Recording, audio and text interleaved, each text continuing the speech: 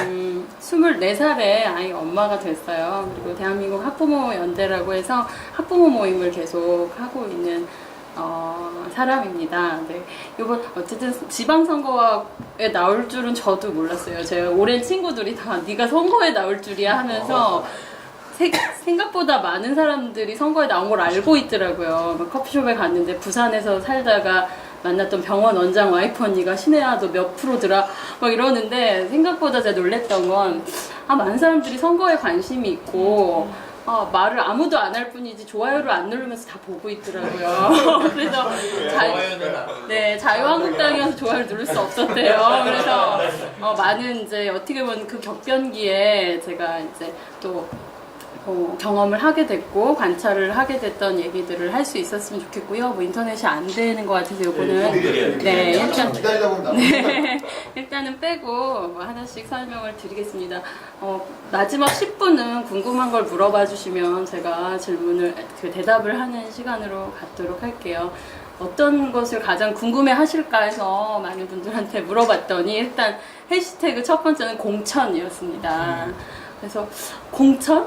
그래 맞아 공천이 있지. 지방선거 이게 선거 저는 이제 그 공연을 만들 때도 프리 프로덕션 기간이 있고 실제로 공연을 만들고 끝나고 났을 때가 있다면 선거도 상당히 유사하다는 생각이 들었어요. 그래서 이 선거까지 들어오기 전까지의 과정들에 대해서 일반적인 사람들도 궁금하고 조금 신기했던 건 제가 청바지 포럼이라고 청년 모임을 하고 있어요. 50명의 청년들 모임을 하고 있는데 딱 선거가 끝남과 동시에 이 친구들이 다 전화가 오는 거예요. 누나 고생했어요. 뭐 언니 고생했어요. 축하해요. 그러는데 뭘 나 떨어졌는데 나 낙선자인데 갑자기 어떻게 보면 더 지지자들이 많아진 거예요. 그래서 이 현상은 뭘까? 나는 떨어졌는데 했더니 조마조마하면서 봤대요. 그리고 언니가 누나가 이렇게 선거하는 과정을 보면서 나도 정치를 하고 싶어졌다. 난 떨어졌는데 왜 너넨 하고 싶니? 했더니 그들만의 정치인 줄 알았는데 내가 아는 김신혜가 정치를 한다는 건 대한민국 이제 누구나 정치할 수 있구나. 그 시장을 열어줬다는 얘기에 뭐 여러 생각이 들었습니다. 그러니까 첫 번째는 내가 누구나 아무나의 대표성인 거예요. 뭐 엄청 독특하거나 정말 저 사람이면 부잣집 딸이지. 저 사람은 정말 우리가 범접할 수 없는 무언가지가 아닌 그냥 맨날 살기 힘들고 그렇지만 또 열심히 살고 또 어떤 때는 좋은 날이 있고 또 어떤 때는 너무 힘들어하고 그냥 그런 사람도 공천을 받을 수 있다니 해서 물론 지금의 우리 당은 되게 현실이 어렵지만 그 시기에 제 민주당 지지자들 플러스 촛불 집회에 많이 나갔던 친구들이 저한테 전화했던 말은 한국당이 변하려나? 라는 얘기를 해줬었어요. 왜냐면 너가 공천을 받았다는 건 놀라움이다. 돈 공천이 끝났나 보다. 저는 이제 그 과정을 먼저 말씀을 드리면 많은 청년들이 물어봐요. 어떻게 정치를 하게 되고 그 어려운 공천을 그래도 어떻게 받았냐라고 물어보면 사실은 어떻게 받았지? 이렇게 오늘 어떻게 보면 복귀하는 시간이잖아요. 그래서 이렇게 정확하게 알 수는 없지만 제가 청년들한테 되게 어떻게 보면 아픈 얘기를 해요. 뭐라 그러냐면 여기는 이렇게 건물로 치면 100층까지 올라가야 이제 스타트 라인이 시작이 되는데 아무도 100층까지 가는 길을 알려주지 않아. 첫 번째는. 그리고 대다수는 지하 10층부터 시작해. 그래서 20층까지 30층까지는 누구에게나 기회가 열려있는 것 같이 느껴지지만 사실 그렇지 않은 것 같아. 그런데 올라가기로 맘먹고 단 한 번도 쉬지 않으면 갈 수 있는 길들은 있어. 그리고 신기한 거는 문이 어느 순간부터 이제 저는 문이 없다는 얘기를 하거든요.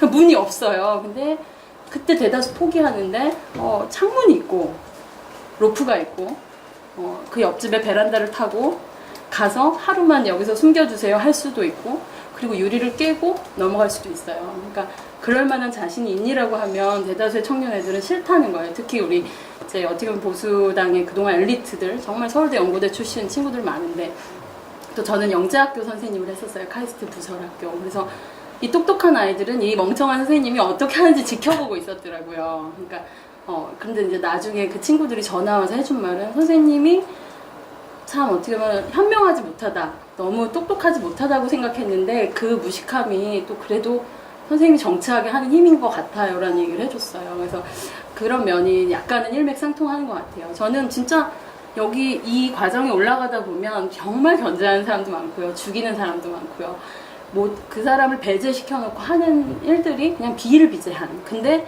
그렇게 많은 이들이 또 낭인이에요. 그냥 그들은 핵심도 아닌데 그 수많은 그 정치, 어떻게 보면 여의도의 생활이라는 게 참 외롭고 힘들고 친구 하나 없는, 동지 하나 없는 것 같은 생활을 대다수 하다 그만두는 것 같아요. 그래서 자기만의 이걸 해야만 하는, 누가 그런 얘기를 하더라고요.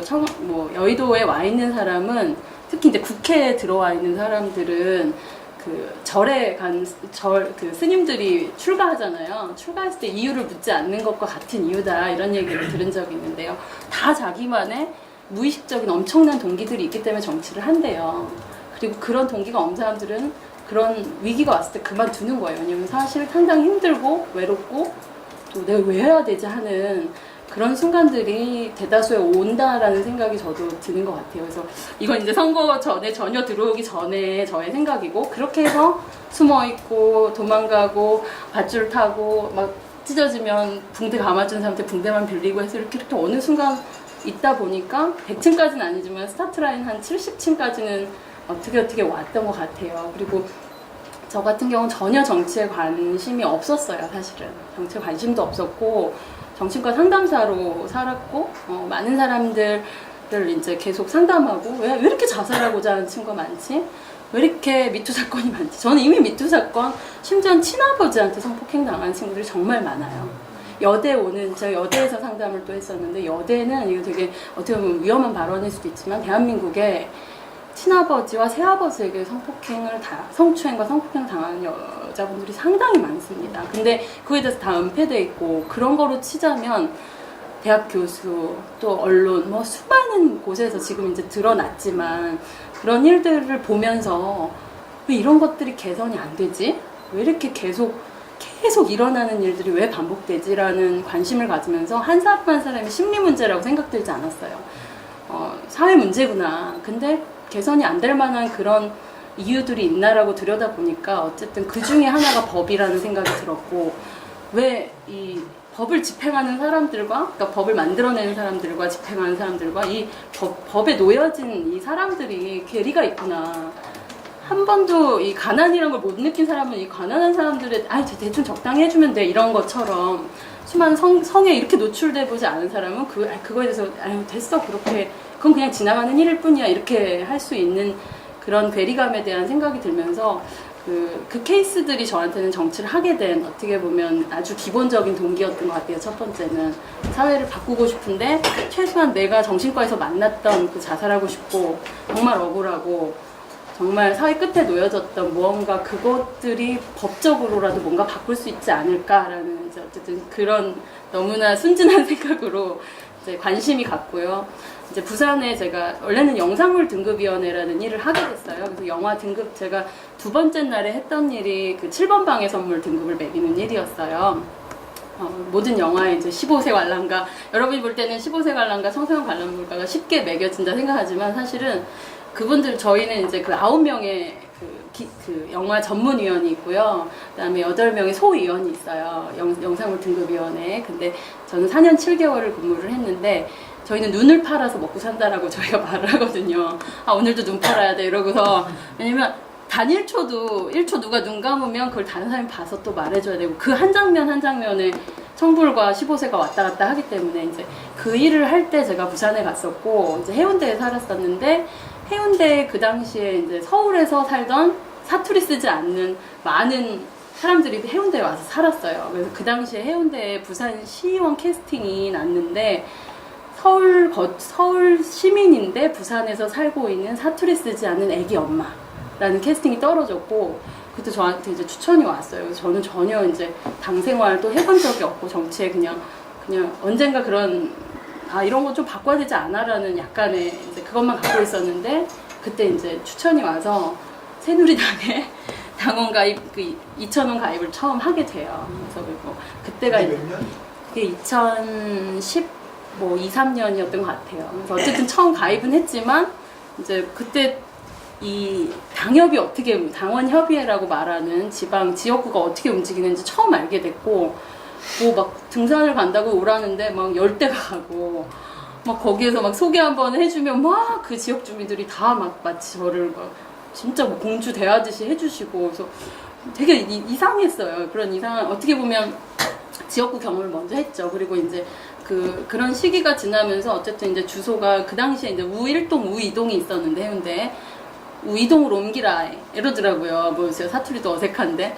근데 왜 저는 근데 그 소리가 이제 출마하라는 소리래요. 그래서 저는 못 알아듣는 거예요. 주소가 그렇게 쉽게 옮겨지는 게 아니다. 보증금이 있고 돈이 뭐 우리 애기 어린이집 있고 그러니까 몇 명이 저한테 찾아와서 왜 이렇게 말귀를 못 알아듣냐고. 근데 왜냐면 그걸 이제 출마하라고 정확하게 말할 수는 없다 그러더라고요. 나중에 보면서. 근데 저는 그때 나가지 않았어요. 왜냐면 또 그렇게 저희가 정치를 너무 몰랐기 때문에 주소까지 옮겨가면서 나갈 마음이 없다. 난 내 거주지에 살 거다. 이러니까 얼마나 답답하고 얘가 참 초짜구나 이제 그렇게 생각을 했던 것 같아요. 손 진짜 비슷해. 그랬겠죠. 그 당시에 그랬다면. 근데 이제 어쨌든 그렇게 하고 전혀 이제 정치적인 일은 하지 않고 이제 2014년 9월에 제가 영등이를 다 마치고 이제 서울로 다시 올라와요. 그래서 이제 어쨌든 강남에 다시 와서 이제 살게 되고 그 당시에 남편은 이제 SM 엔터테인먼트 다니고 있었어요. 그래서 어쨌든 그 지역 근처에 회사 근처로 이제 이사를 와서 살고 있다가 이제 갑자기 연락이 왔어요. 최순실 사건 터지기 아마 한두 달 전이었던 것 같아요. 근데 저는 뭐 그건 전혀 모르니까 중앙청년위원회 부위원장, 여성 부위원장으로 일을 해줬으면 좋겠다. 거의 뭐 메인으로는 처음이다 이러는데 저는 뭐 중앙청년위원회가 뭔지도 몰랐고 그거 뭐 하는 거죠? 그랬더니 뭐 중요한 일이래요.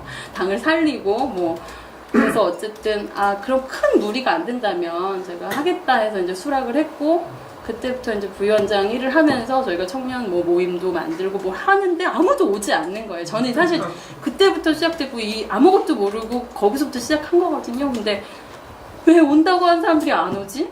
이게 무슨 일이지? 왜 사람들이 이렇게 약속을 안 지키지? 막 근데 명함은 제가 막 그 명찰은 200개를 만들었는데 20명이 오고 뭐 그런 일들을 이제 겪으면서 계속 궁금함이었어요.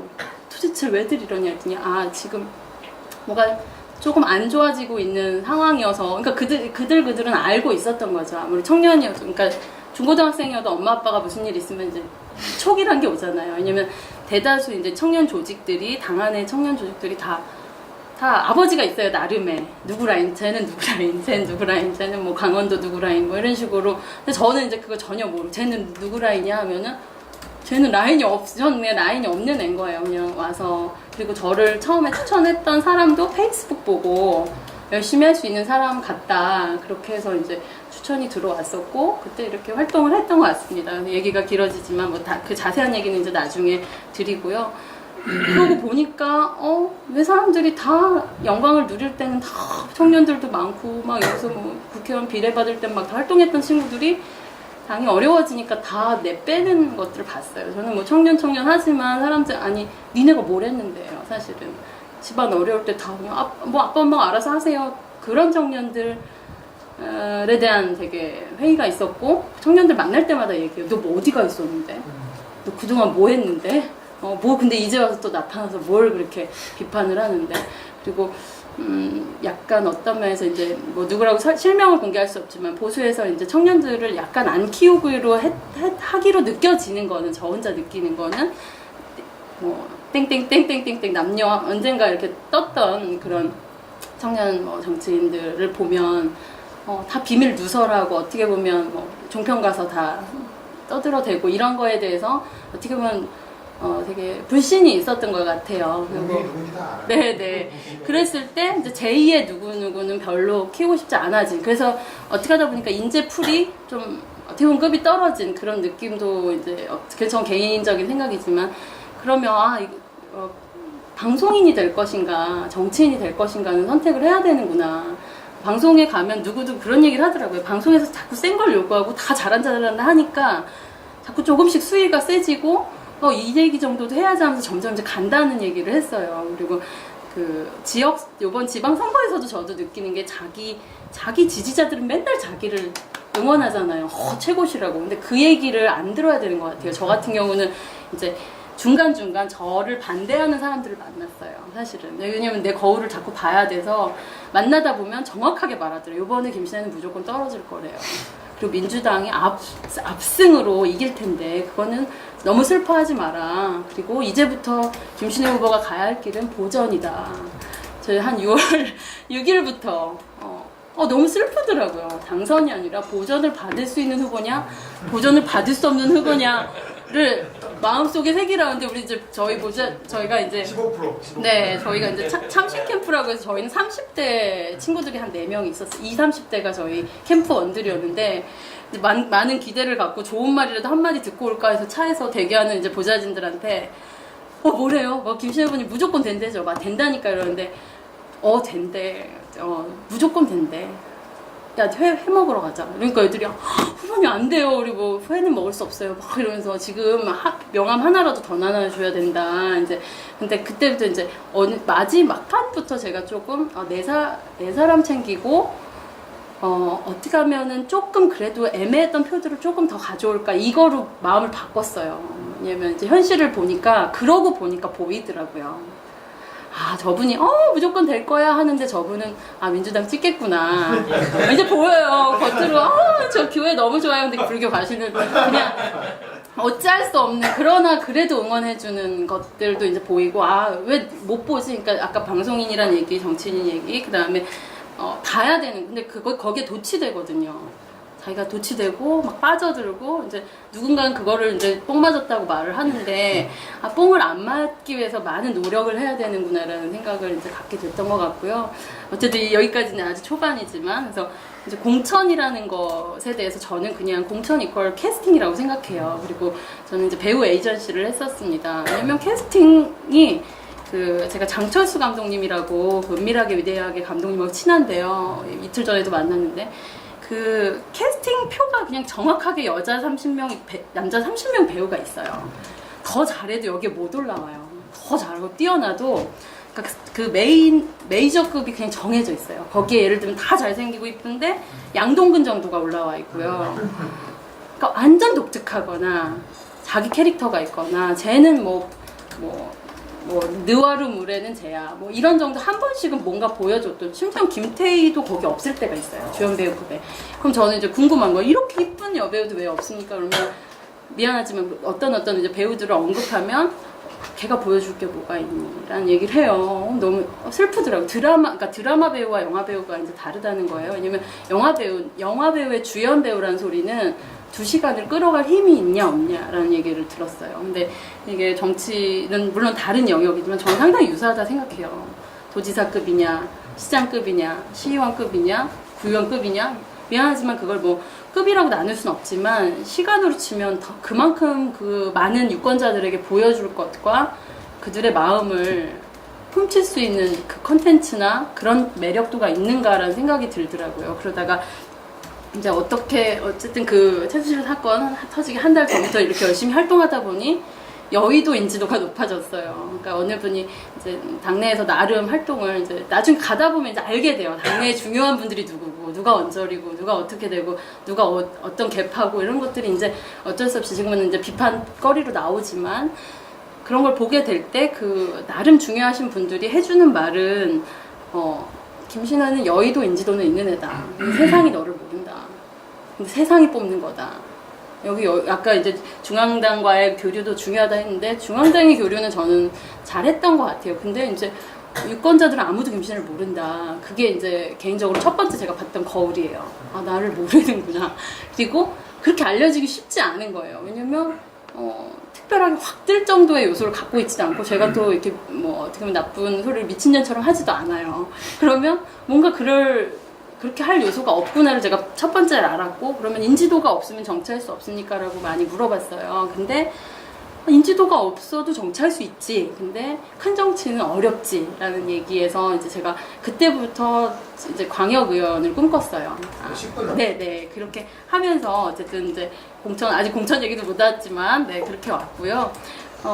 캐스팅이란 말은 저는 원래 이제 강남에 삽니다. 실제로는. 그래서 강남병, 요번에 시의원이 유일하게 둘 다 당선된 한국당 지역이 딱 저희 지역이에요. 그냥 아직까지도 나오면 그냥 되는 지역에 살고 있고 삼성동에. 그런데 그 얼마나 캐스팅이 세겠어요. 얼마나 거기에 줄 서 있는 사람도 있고. 그랬을 때 예전 같으면 이제 저를 응원해 주시는 지역 분들은 무조건 여기다 내라. 그래서 싸워라. 당내 경선을 하든 아니면 뭐 안 좋게 되더라도 여기다 내라라고 이제 얘기를 해주셨는데 저는 좀 생각이 달랐어요. 그러니까 다른 지역으로 제가 옮겨서 냈어요. 왜냐면 시의원은 사실은 서울시 안에서 다 나갈 수 있게는 돼 있거든요. 법적으로는. 그렇지만 이제 지역 주민들은 좋아하지 않죠. 그냥 다른 지역에서 오게 됐을 때 좋아하지 않지만 캐스팅이 조금 어떻게 보면 가려고 하지 않는 지역으로 가야겠다고 저는 생각을 했고 송파병이 사실 민주당세가 센 지역이고 시의원이 재선을 하셨어요. 최모모 의원님께서 너무나 잘하는 걸로 좀 알려졌었고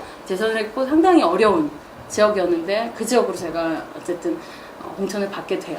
근데 왜냐면 그런 그러니까 쉬운 지역이면 그만큼 경합이 셌겠죠. 근데 그냥 일단은 시작 전부터 저는 안 될지도 모른다는 생각을 갖고 시작했어요. 그럼에도 불구하고 이 선거를 내가 왜 해야 하는가라고 했을 때 과연 내가 정치를 할 수 있는가라는 것을 한번 진짜 도전의 개념이었고요. 또 두 번째는 여행의 개념이었어요. 그러니까 그 어려운 선거를 너는 여행처럼 했냐 이렇게 비판하는 분도 있었어요. 근데 그러지 않으면 즐거울 수 없더라고요. 왜냐면 일단 그렇게 시작을 했고 그 다음에 처음에 저희가 그 공천 심사료를 받아요. 근데 150만 원인데 한국당 같은 경우는 150만 원인데 제가 40세 이전이라고 제가 38세입니다. 그래서 이제 50% 할인을 해줬어요. 그래서 75만 원인데 그날 제가 마감 날에 30만 원이 부족한 거예요.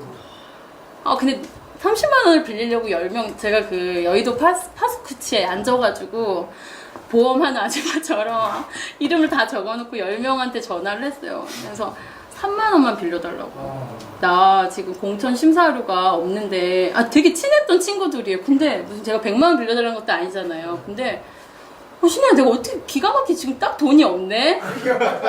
10명이 다 그러는 거예요. 그래서 내가 거기서 울었어요. 내가 인생 되게 정말 잘못 살았구나. 그동안. 왜냐면 내가 밥 사준 것도 내가 갑자기 이제 본전 생각이 나는 거예요. 내가 그래서 내가 참 잘못 살았구나 하면서 또 거기서 또 거울을 봤죠. 근데 계속 당에서 전화 오는 거예요. 김신혜 후보님 30분 후까지 못 넣으시면 75만 원, 혹시 75만 원이 없으신 건 아니죠? 이러더라고요. 네, 그렇죠. 이러면서 너무 슬픈 거예요. 그래서 왜냐면 다 정치는 돈 있어야 한다고 했는데 저 진짜 나는 무대책이구나. 45만 원 갖고 시작한 선거예요. 그래서 근데 진짜 창피함을 무릅쓰고 어떤 분한테 전화했는데 그분 정도는 사실 빌려줄 분인데 날 정치적으로 되게 응원해주고 또 멘토 역할을 했던 분도 네가 알아서 해라 하고 끊었어요. 그래서 여기서부터 나의 스토리는 시작되는 거야. 그냥 이렇게 하늘을 봤어요. 이거 과연 끝까지 할 수 있을까요? 이러면서 그러고서 막 짱구를 굴렸어요. 이제 30분 남았는데 이게 빌려서 될 일도 아닌 것 같고 내가 막 하다가 있는 통장들을 다 통장 정리를 했어요. 근데 33만 원이 찍힌 통장이 하나 있는 거예요. 아싸 하고 이제 거기서 찾았죠. 그래가지고 이제 뛰어가서 딱 당당하게 이렇게 어쨌든 계좌이체 하고 입금증 딱 내고 땅땅땅 도장 받고 이제 하고서 이제 페이스북에 사진 찍어 올렸어요. 저 드디어 후보가 됐습니다. 이랬는데 매 순간 저는 이런 일들이 일어나요. 얼마나 시작부터 이랬으니 얼마나 많은 일이 있었겠어요. 그래서 그건 제가 책으로 보트 피플이라는 책으로 이제 내서 네 저희가 망망대해를 그냥 배를 저어 갑니다. 그래서 그런 내용은 이제 제가 한번 담아서 9월까지 출간을 해보려고 그래요. 왜냐면 옳은 선거도 아니었고 잘한 선거도 아닌데 이런 수많은 과정을 오픈할 수 있는 사람이 많이 없을 것 같아요. 근데 저는 오픈할 마음이 있고 또 그것이 누군가한테는 도전할까 말까 하는 사람한테 도움이 되거나 또 어떤 사람은 아예 도전 안 했으면 좋겠어요. 이렇게 어려운 거니까 그냥 네 본업에 충실해라. 지금 다니는 대기업이 얼마나 좋은지 감사해 하고 그런 포기할 수 있는 사람도 저는 생기면 좋겠다는 생각이 있고요. 5분. 네, 그래서 어쨌든 이제 시작을 했지만 마지막 이제 중간을 말씀을 잘 못 드리겠지만 이 선거에 제가 선거가 조금 독특했던 저희가 참신하다고 했는데 독특했던 점들만 좀 말씀을 드릴게요. 아까 그 선거송을 저희 다 동요로 했어요. 그래서 떴다 김신혜 이렇게 하고요. 그 다음에 아침에 출근할 때 김신혜 이렇게 해가지고 이제 다 동요로 100% 했는데 진짜 신기하게 처음에 생각이 든 건 이 동네 초등학생들이 다 이 노래를 부르고 다니게 이거 구정가요처럼 서동요 있잖아요. 선화공주 그거를 생각하고 했는데 진짜 동네 애들이 부르고 다니고 제 팬클럽들이 생겼어요. 두 번째 포인트는 초통령이라고 이제 걔네들이 얘기도 해주고 저희 계속 사무실에 놀러 오고 그래서 저희 선거 사무원들은 아니 유권자도 아닌 애들만 이렇게 좋아해가지고 아니 총선 나가실라 그러냐 얘네들 언제까지 얘네들 저기냐 이랬는데 요번 표엔 크게 도움은 안 됐던 것 같아요. 그렇지만 전 되게 행복했고 초등학생들이 선거 사무실에 놀러 왔어요? 네. 그래서 제가 사진도 선거 사무실에 왔고요. 걔네들이 차기 총선하시면 되겠네요. 아니요. 차기도 안 되죠. 초등학생 애들이 한국당 좋다는 거예요. 근데 홍준표는 별로였는데 한국당 재밌는 데 같아요. 그러니까 왜냐면 얘네들은 이제 정치가 뭔지를 모르잖아요. 근데 뭔가 저희 상대 후보는 막 이렇게 어른이고 세무사고 막 이런 느낌에 저는 이제 애들하고 소통이 되고 막 그러니까 이제 애들은 상당히 좋아했던 게 저도 어떤 부분에서 이제 좀 특이했던 한 포인트 같고요. 그 다음에 이제 사실은 저희가 전국 1호 통합을 하려고 했었어요. 뭐 여기 우리 장재정 후보님 계시지만, 네, 밤이당 후보님이 사실 찾아왔었고, 왜냐면 우리 이쪽에서 계시다가 이제 가신 분이어서 자기는 보수다. 그리고, 누구든 됐으면 좋겠고, 사실 김신혜 후보가 됐으면 하는 바람도 있다. 이런 표현을 하시면서, 그래서 전국에서 우리가 처음으로 통합을 이뤄보자. 그래서 저도 너무 좋았죠. 그렇게 가자 했는데, 이게 후보는 그럴 수 없는 것 같아요. 왜냐면 계속 일주일 지나면, 내가 될 것 같은데 자꾸 이게 올라가거든요, 마음이. 그래가지고.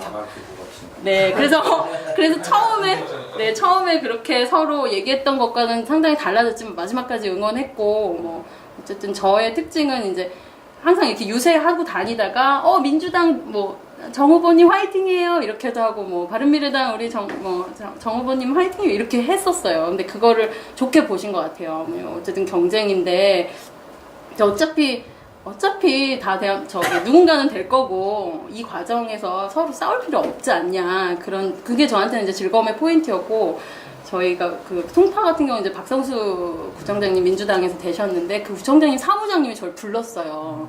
그 남한산성에서 그래서 자기랑 좀 얘기 좀 하세요. 그래서 부르셨는데 김신혜 후보 탐난대요. 민주당보다 더 민주당스러운 후보가 한국당에서 나왔다. 뭐 이런 약간 그런 표현도 하셨고, 잘 될 것 같대요. 요번이 되면 좋겠지만, 이번 안 되더라도 포기하지 않았으면 좋겠다. 그래서 어떻게 보면 그런 분위기들은 참 좋았어요. 어떻게 보면 선거란 게 항상 경쟁이기도 하지만, 꼭 그렇지만은 않구나. 다 인간이구나. 그래서, 그런 면들을 이제 배웠던 건 좋았고, 또 어떤 면에서는 이제 되게 심한 경쟁도 있었어요. 저 오히려, 그러니까, 저희 지역구하고 상관이 없는 저쪽 지역구인 구의원님이 그분과 이 짬짬이를 먹은 거죠. 그래서 그분이 저를 공격하기 위해서 모든 순간에 이제 이렇게 하는 경우가 있었어요. 어떻게 보면 네거티브를 진짜 이제 들어올 때 저는 항상 하는 말이 내가 먼저 때리진 않거든요. 근데 누가 저를 한 대 때리면 전 죽여놔요. 그때 이제 제 성격이 나오는데 딱 이제 한 대 때리시고 이제 막 사무장님 막 조폭 같은 사무장님이 뭐 이러면서 막 이제 키도 작고 이제 여자니까 뭐 이렇게 하시더라고요. 그래서 제가 그 제보가 다 들어왔는데요. 깔까요? 제가 이랬어요.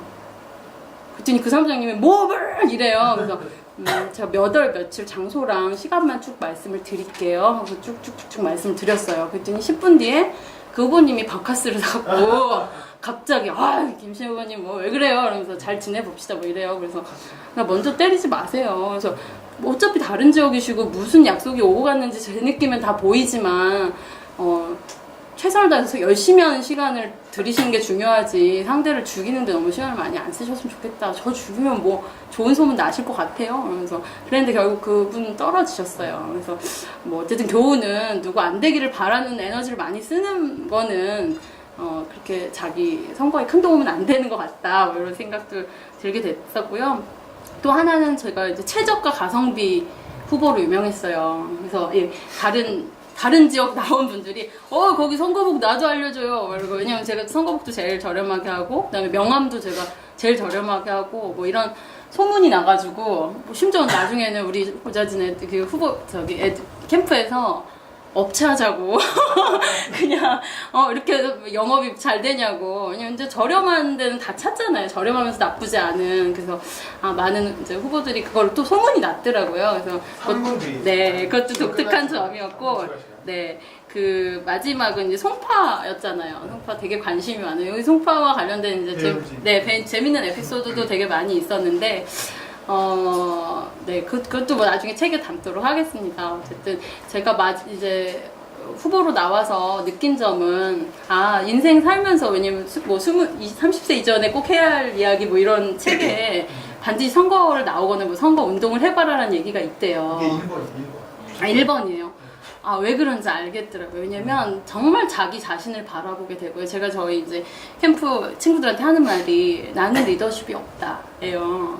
나는 리더십이 있는 사람인 줄 알았는데 가식적인 사람들과의 리더십 있는 척은 하는데 내가 너네 2명도 제가 이제 저희 완전 최측끝 한번 2명이 생겼는데 내가 너네 둘도 감당을 못한다.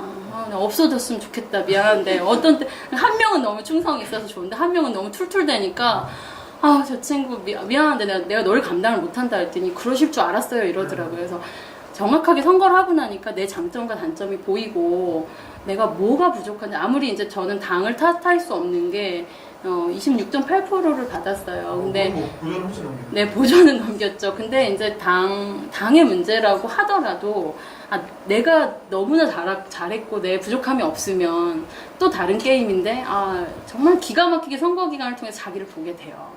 그리고 자기 한계점을 보게 되고 또 아까 초반에 그 30만 원 없이 시작한 것이 사실은 뭐 정치는 돈이다 세다라고 말하는데 그거를 저는 무시할 수 없다는 생각이 들고 지금 요즘 젊은 친구들한테 말해요. 돈 벌어라.